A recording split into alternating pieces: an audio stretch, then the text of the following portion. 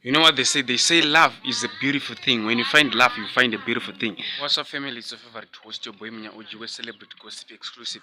So this afternoon, ndawaene chimwe chiri kupisa zvamanje manje muma streets social media. Nayo yomwe mufesi wemuguta.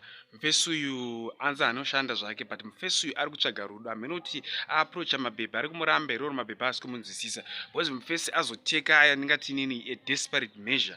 Mufesi apinda muma streets emuguta emuharare maiza. Vaenda pamabhini no vaenda panzvimbo dzakasiyana siyana achinamira maposta achitaura kuti inini ndiri kutsvaga rudo, vazvidescribeawo vadescribeawo type yemunhu ari kuda mana nekuwanda kwaita vakadzi nichandozva ndechekuti varume mashoma pane vakadzi, uchimidza vakadzi vakawandisa zvisingaite kudarika varume. Saka ndochava kuti ashayiwa hwani ero hwangosangana naye, kana hwani ukangomubvumawo zvakana hwani kaangojuma nawo nako zvakuti akusvika pakuenda mumastreets kuti aiwa rega ndinoisa posta rekutsvaga munhu wekudanana naye mahwana. Amene kuti munoti chione nyaya iyi. Don't forget to subscribe, comment, like and share.